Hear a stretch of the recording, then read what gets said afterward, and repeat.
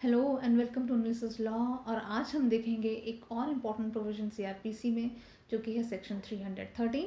और सेक्शन 313 जैसे कि हमने पीछे वाली वीडियोस में सेक्शन 319 में देखा था कि वो चैप्टर 24 में फॉल करता है, उसी तरीके से सेक्शन 313 भी चैप्टर 24 में फॉल करता है। और चैप्टर 24 किस चीज़ से रिलेटेड है? Provisions as to general inquiries and trial. तो यानी कि ये भी एकमात्र ऐसा प्रोसीजर है जो कि कोर्ट्स के लिए इम्पॉर्टेंट है इंक्वायरीज या ट्रायल्स में फॉलो करना। नाउ सेक्शन 313 जो है ये एक पावर देता है कोर्ट को टू एग्जामिन द एक्यूज्ड। आपने नॉर्मल प्रैक्टिस में एक सेंटेंस ज़रूर सुना होगा कि अभी एक्यूज़ का बयान होना बाकी है। ये एक्यूज़ का बयान क्या होता है? ये एक्यूज़ का बयान यही होता है सेक्शन 313 में। इनफैक्ट हम अभी इस वीडियो में देखेंगे, जब ओवरव्यू में मैं आपको बता देती हूँ कि हम एसेंशियल्स देखेंगे 313 के क्या हैं। और हम ये भी देखेंगे सेक्शन 313 को अगर ट्रायल कोर्ट कंप्लाई नहीं करता है तो अपीलेट कोर्ट के सामने क्या रेमेडीज़ हैं। इन सारे सवालों के जवाब हम लीडिंग केस लॉज के द्वारा देंगे और साथ में इंपॉर्टेंट क्वेश्चंस भी देखेंगे। नाउ सेक्शन 313 बेसिकली जो एक्यूज का बयान हम जिसकी बात कर रहे हैं, ये एक तरीके से एक पर्सनल अपॉर्चुनिटी दी जा रही है एक्यूज को कोर्ट से डायरेक्टली इंटरेक्ट करने की, जहाँ पे एक्यूज अपना पक्ष रखता है, अपनी पार्ट ऑफ स्टोरी रखता है। जब कोई भी एविडेंस ऐसा आता है जो कि उसके खिलाफ दिखाई दे रहा होता है या ऐसा प्रतीत होता है कि ये एविडेंस जो कोर्ट के समक्ष प्रस्तुत किया गया है या सबमिट किया गया है वो ऐसा एविडेंस है जो कि इंक्रिमिनेटिंग नेचर का है। तो सेक्शन 313 के जो इंग्रेडिएंट्स हैं हम उनके टर्म्स में बात करते हैं और फिर एग्जांपल्स के द्वारा हम समझेंगे। तो पहली चीज़ तो ये है कि कौन से स्टेजेस पर सेक्शन 313 अप्लाई होगा। इन्वेस्टिगेशन में नहीं अप्लाई होगा, लेकिन इंक्वायरी या ट्रायल के दौरान ही सेक्शन 313 अप्लाई होगा। ट्रायल में अगेन यहाँ पे सारे तरीके के ट्रायल्स, यानी कि आपका चाहे सेशंस ट्रायल हो, वारंट ट्रायल हो, दोनों तरीके का, या फिर समन्स ट्रायल हो या समरी ट्रायल हो, ये सारे तरीके के ट्रायल्स की स्टेजेस में सेक्शन 313 की एप्लीकेशन होती है। दूसरी चीज़ जो कंडीशन अप्लाई होनी चाहिए यहाँ पे वो ये है कि एविडेंस ऐसा आया है कोर्ट के सामने जो कि इंक्रिमिनेटिंग नेचर का है, यानी कि जहाँ पे ऐसा लगता है कोर्ट को कि ये एविडेंस ऐसा है जो एक्यूज्ड के खिलाफ है। तो उस केस में कोर्ट उस एक्यूज्ड को एक अपॉर्चुनिटी देगा, पर्सनल अपॉर्चुनिटी देगा कि वो कोर्ट के साथ डायरेक्टली इंटरेक्ट करे और कोर्ट को बताए कि ऐसे क्या सर्कमस्टांसेस थे जिसकी वजह से इस तरीके की एलिगेशंस उस एक्यूज्ड के खिलाफ लगी। देखिए, जब भी किसी भी एक्यूज के खिलाफ कोई मामला आता है तो पहला सवाल तो कोर्ट भी उससे यही पूछता है, क्या आप अपने आप को गिल्टी मानते हैं? क्या आप मानते हैं कि आपने ये ऑफेंस किया है? तो ऑब्वियसली अगर उसने प्लीड गिल्टी नहीं किया है तो वो यही कहेगा कि नहीं, मैं नहीं मानता, आई डोंट एक्सेप्ट के, आई डोंट एडमिट कि मैंने ये ऑफेंस किया है। तो दूसरा सवाल क्या होगा? ठीक है, तो एक्सप्लेन कीजिए कि आपने ये ऑफेंस क्यों नहीं किया है, क्योंकि एविडेंस तो ऐसे ही आ रहे हैं आपके खिलाफ। तो उस केस में कोर्ट के पास दो चीज़ें होती हैं। देखिए, कोर्ट अपने यहाँ पे या तो डिस्क्रिशन अगर अप्लाई करेगा तो कब करेगा, और अगर डिस्क्रिशन नहीं, जबकि मैंडेटरीली कोर्ट कब सेक्शन 313 को अप्लाई करेगा, वही यहाँ पे बता रहा है that court may at any stage without previous warning put such questions as it deems necessary. यानी कि किसी भी स्टेज पर अगर कोर्ट को ऐसा लगता है कि मेरे लिए इस केस को समझने के लिए ये सवाल इस एक्यूज से पूछना ज़रूरी है, तो उस केस में उस सवाल को एक्यूज से पूछा जाएगा। और दूसरी चीज़ यहाँ पे ये बता रहा है कि कोर्ट शैल, यानी कि यहाँ पे ये मैंडेटरी कब हो जाता है कोर्ट के लिए, जब प्रोसिक्यूशन विटनेस को एग्जामिन कर चुके हैं लेकिन अभी तक एक्यूज्ड का डिफेंस या एक्यूज्ड अभी डिफेंस में नहीं आया है। उस केस में कोर्ट में question him generally on the case. अब यहाँ पे एक इम्पॉर्टेंट बात ये भी है कि जब भी ऑब्वियसली बात है कि जब किसी एक्यूज के खिलाफ कोई एलिगेशंस लगती हैं तो पहले से तो एक्यूज आकर नहीं खड़ा हो जाता ना कोर्ट में कि सुनिए, मैंने नहीं किया, मैंने ये ऑफेंस नहीं किया। अरे पहले प्रोसिक्यूशन को तो प्रूव करने दो, पहले प्रोसिक्यूशन को अपनी स्टोरी रखने दो। प्रोसिक्यूशन बोलेगा कि देखिए ये एक्यूज्ड है और इसने सो एंड सो डेट पर सो एंड सो ऑफेंस किया है, इस तरीके से किया है, ऑल दीज थिंग्स। तो यहाँ पे फर्स्ट टाइम कोई ड्यूटी एक्यूज्ड की नहीं है कि वो अपना सेल्फ डिफेंस में पहले ही उतर आए। तो ये एक तरीके से डिफेंस है एक्यूज के लिए भी। तो यहाँ पर यही चीज़ बताई जा रही है, इसलिए शैल वर्ड का यहाँ पर यूज़ किया गया है कि जब प्रोसिक्यूशन विटनेस को एग्जामिन कर लिया गया है पर अभी एक्यूज को डिफेंस में नहीं लाया गया है, देन कोर्ट में क्वेश्चन है जनरली ऑन द केस। अब यहाँ पे जनरली में बड़ा कन्फ्यूजन होती है स्टूडेंट्स को। जनरली ऑन द केस का मतलब जनरल क्वेश्चंस पूछना नहीं होता है। जनरली ऑन द केस का मतलब होता है पिन पॉइंटेड क्वेश्चंस पूछना, रेलेवेंट क्वेश्चंस पूछना, एफिशिएंट क्वेश्चंस पूछना उस एक्यूज से, जिससे कि उस पूरे केस को समझा जा सके एज अ होल, राइट। तो इसीलिए यहाँ पे जो वर्ड यूज किया गया है कोर्ट में, क्वेश्चन है generally on the case. So for example एक एक्यूज है, उसके खिलाफ मर्डर का मामला चल रहा है और उसके खिलाफ एविडेंसेस हैं कि सीसीटीवी फुटेज में वो आया है उसका कि वो वहाँ पर है और उसके हाथ में एक चाकू है खून से लथपथ और पीछे एक लाश पड़ी हुई है। और यहाँ पे उसके ऊपर इल्ज़ाम यही है कि इस व्यक्ति ने, इस एक्यूज ने पीछे जो पड़ी हुई लाश है उसका ही मर्डर इसी ने ही किया है। तो यहाँ पे पहली चीज़ तो ये है कि कोर्ट उससे पूछेगा कि आप तो यहाँ पे सीसीटीवी कैमरा में दिखाई दे रहे हैं, साक्षात दिखाई दे रहे हैं कि वेपन भी आपके हाथ में है, डेड बॉडी आपके पीछे पड़ी हुई है, तो आप ही नहीं किया है मर्डर।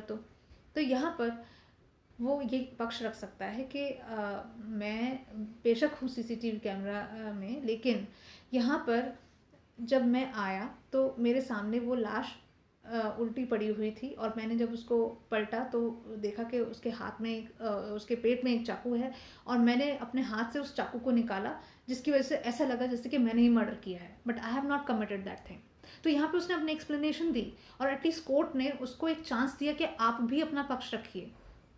अब यहाँ पे कोर्ट कन्विंस होता है या नहीं होता है, that is a different thing, but this is actually a manifestation of principles of natural justice, and therefore it is not only an imperative duty upon the court but also a corresponding right of the accused for the benefit of the accused to explain his part of the story, and therefore the court has to ask only the pinpointed, relevant and very efficient questions from the accused to get his statement. अब इसके proviso में कहता है कि अगर summons case है तो वहाँ पे एक्यूज्ड की पर्सनल अपीयरेंस को भी डिस्पेंस ऑफ किया जा सकता है, और अगर ऐसा किया जा सकता है तो उसकी एग्जामिनेशन को भी डिस्पेंस ऑफ किया जा सकता है अंडर क्लॉज बी, जो मैंडेटरी की हम बात करते हैं, शैल की जहाँ पर हम बात कर रहे थे। लेकिन उस केस में एक एफिडेविट लगाना होगा एक्यूज को कि वो इस तरीके की प्रोसीडिंग्स, यानी कि जब उसका पर्सनल अपीयरेंस नहीं भी होगा और उसकी जो एग्जामिनेशन है उसके साथ भी डिस्पेंस, यानी कि उसको डिस्पेंस ऑफ कर दिया जाएगा कोर्ट के द्वारा, तो वो प्रेजुडाइज्ड नहीं होगा और इस तरीके के सवालों को आगे स्टेज पर या लेटर स्टेजेस पर रेज नहीं करेगा।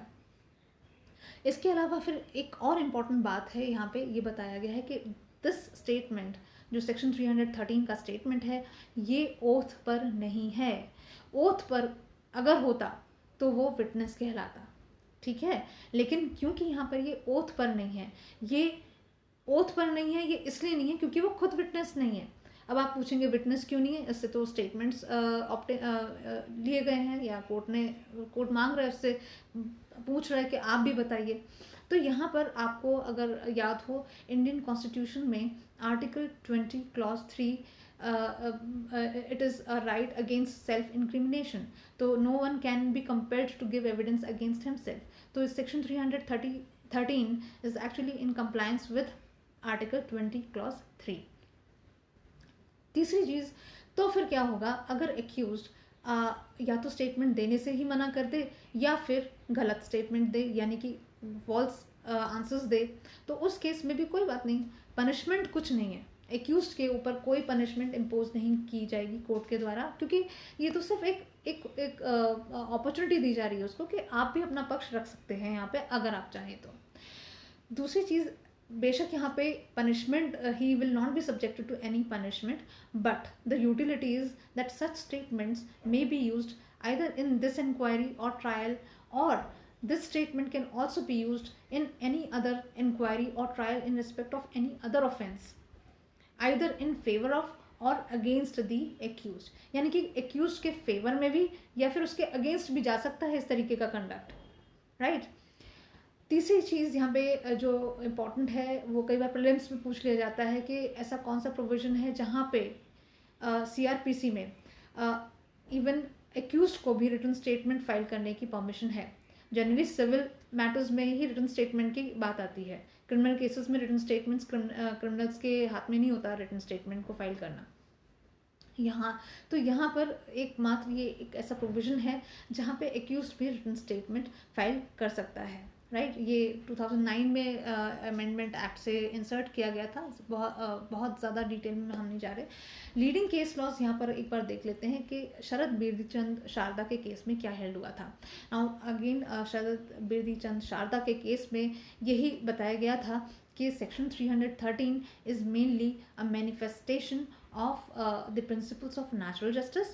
Secondly, it was also held that this provision is not a replacement of section 165 of Indian Evidence Act. देखिए, इंडियन एविडेंस एक्ट 165 में भी वाइड पावर्स हैं कोर्ट को, लेकिन यहाँ वहाँ उस केस में किसी भी स्टेज पर किसी भी सवाल के ऊपर किसी भी व्यक्ति से, किसी भी विटनेस से कैसे भी क्वेश्चंस पूछे जा सकते हैं, लेकिन ये उतनी वाइड पावर नहीं है सेक्शन 313 की। तीसरी चीज़ यहाँ पर ये कही गई है कि ये एक this is not a mere formality and therefore court has to ask very pinpointed relevant and efficient questions from the accused. Fourthly, it was also held in this case that Section 313 statement cannot be made the sole basis of conviction of an accused. आप सिर्फ इस basis पे कि accused ने answer नहीं दिया या गलत आंसर दिया, सिर्फ इस बेसिस पर सेक्शन 313 के बेसिस पे आप उसको कन्विक्ट नहीं कर सकते। आपके पास कुछ और भी सपोर्टिव एविडेंस होना चाहिए, सपोर्टिव मटेरियल होना चाहिए जहां पर आप एक्यूज को गिल्टी ठहरा सकें। क्लियर। इसके अलावा Ajay Singh versus state of Maharashtra भी एक और इम्पॉर्टेंट केस है इस प्रोविजन पर, और यहाँ पर ये कहा गया, अब फॉर एग्जांपल आप एक एक्यूज्ड हैं, आपसे कोर्ट ने जो सवाल पूछना चाहिए था वो आपसे पूछा ही नहीं, राइट, और आपका कन्विक्शन कर दिया उस बेसिस पे। आपके खिलाफ मर्डर का चार्ज चल रहा है और मर्डर से रिलेटेड एविडेंस आपके खिलाफ पेश किए गए हैं, लेकिन कोर्ट ने आपको कोई अपॉर्चुनिटी नहीं दी यहाँ पर। जब आपको अपॉर्चुनिटी ही नहीं दी, जब आपको एग्जामिनेशन ही नहीं हुआ, जब आपने आंसर ही नहीं दिया, तो क्या आपका कन्विक्शन बनता है यहाँ पे? तो अगेन अजय सिंह के केस में यही कहा गया कि जहाँ पे आपसे कुछ ऐसे सवाल पूछे ही नहीं गए, जब आपको एग्जामिन ही नहीं किया गया, तो आंसर्स का सवाल ही नहीं पैदा होता। तो इस केस में आपका कन्विक्शन यानी कि एक्यूज का कन्विक्शन यहाँ पे सस्टेनेबल नहीं होगा। फूला Singh versus state of Himachal Pradesh, again एक और इम्पॉर्टेंट केस है जहाँ पे कोर्ट ने ये हेल्ड किया कि अगर आप किसी भी सवाल पर साइलेंट हैं या फिर आप डिनाई करते हैं उस सवाल के जवाब के लिए, तो इस केस में जैसे मैंने आपको पहले ही बताया था कि punishment, you are not subjected to punishment, accuse is not subjected to punishment, लेकिन there is no restriction on the court to draw an adverse inference against you in accordance with law that you might have committed that offense. Clear. ये inference ज़रूर draw कर सकती है court, लेकिन directly आपको conviction हो जाए सिर्फ इस बेसिस पर, ऐसा नहीं किया जा सकता। अब इम्पॉर्टेंट क्वेश्चंस एक बार आपको मैं एज अ रिमाइंडर बता देती हूँ, जैसे कि क्या एक्यूज्ड विटनेस कैटेगरी में आएगा? तो आंसर है ऑब्वियसली नहीं। क्यों नहीं आएगा वो विटनेस की कैटेगरी में? हमने आर्टिकल 20 क्लॉज 3 की बात की थी अभी इंडियन कॉन्स्टिट्यूशन की, जहाँ पे it is a right against self incrimination. दूसरी चीज़, क्योंकि ये स्टेटमेंट्स ओथ पर नहीं लिए गए हैं, इसलिए भी अगेन ये भी प्रीलिम्स में बहुत पूछा जाता है कि सेक्शन 313 में क्या एक्यूज का जो बयान लिया गया है क्या वो ओथ पर था या नहीं था, तो यहाँ पर बहुत स्टूडेंट्स गलती कर देते हैं। तीसरी चीज़ ऑब्वियसली नॉट ऑन ओथ। तीसरी चीज़, फिर क्या रेमेडीज़ हैं एपेलेट कोर्ट के सामने अगर ट्रायल कोर्ट सेक्शन 313 को कंप्लाई विद नहीं करता है? तो उस केस में एक इम्पॉर्टेंट केस है Narsingh versus state of Haryana, और यहाँ पर ये कहा गया कि अगर ऐसा होता भी है non compliance, that will not ipso facto vitiate the trial but unless material prejudice is caused to the accused. और साथ में ये भी कहा गया कि initially burden of proof accused के ऊपर होगा that he was prejudiced by the non compliance of section 313। Another important thing is कि अगर यहाँ पे एक्यूज्ड से सारे रेलिवेंट क्वेश्चंस नहीं पूछे गए हैं, इन दैट केस ऑब्वियस ही बात है, अगर रेलिवेंट क्वेश्चंस ही नहीं पूछे गए तो उस केस में एक्यूज्ड प्रेजुडाइज्ड हो सकता है। तो उस केस में डेफिनेटली उस केस को रिमांड किया जा सकता है, रिमांड बैक किया जा सकता है, रिट्रायल उसका पॉसिबल है और remand back to the trial court उसको किया जा सकता है। So this is what was answered in Narsingh versus state of Haryana. I hope आपको सेक्शन 313 इस छोटी सी वीडियो के द्वारा समझ में आया होगा। Thank you so much for watching this video.